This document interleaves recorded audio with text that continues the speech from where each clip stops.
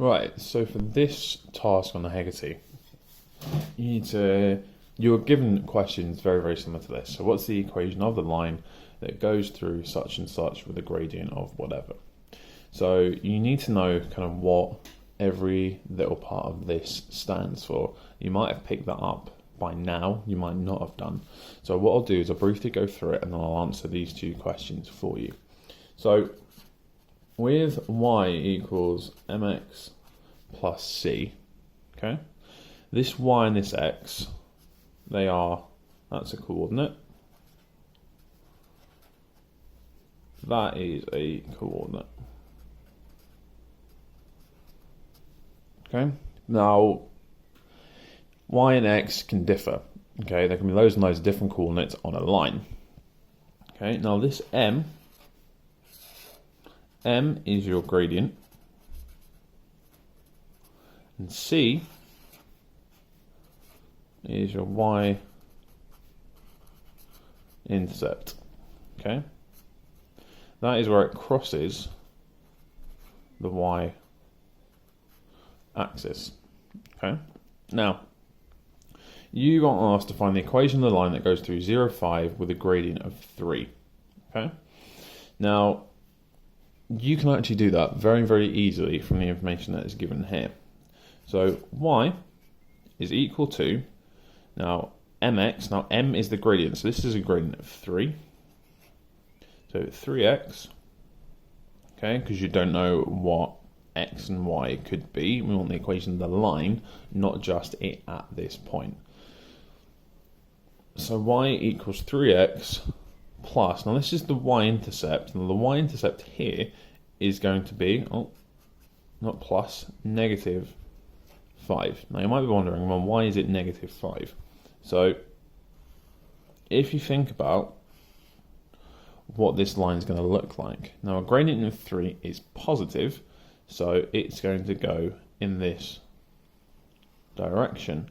Now, because the equation of the line goes through 0, 5, now think about where 0, 5 is. 0, 5 means it's on the y-axis.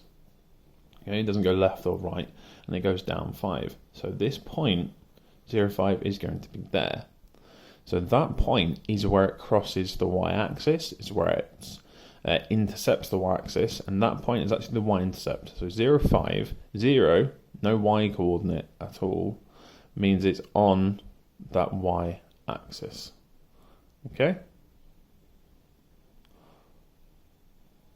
So that would be our equation. Okay? Now similarly, for the second one, okay, y equals mx, we've got the equation of the line that goes through 0, negative 4, has a gradient of negative 2. So for this one, we've got y is equal to, now m, okay, if we think from up here before, m is my gradient, so this has a gradient of negative 2. Okay, so we're going to have negative 2x. Now I need to find out the plus c bit, or where it crosses the y-axis. Now it says plus c there. It could be a negative like it was here, which, you know, might catch you out, as it did me just when I was rushing through it. So y equals negative 2x, but this goes through the y-axis at 0, negative 4. So 0, negative 4, like if I draw it, now a gradient of negative 2 goes the other way. So this line is going to look something like that. And 0, negative 4, so 0 means that's my x coordinate, which means I haven't gone left or right, so I'm just here. Negative 4 means I've gone down here. So that is going to be my y-intercept. So we've got negative 2x take away 4. Okay, this is a reasonably straightforward task, but it starts to introduce different bits and pieces. And what we'll do over the next couple of days is what happens when this coordinate is somewhere else. How do you work it out then? And you've already done a few tasks last week about calculating this gradient. So we're going to start to bring this all together. So whenever you were given a line and some kind of points that it goes through, you can actually calculate the equation of the line. Okay, so good luck, and as always, let me know if you need any help.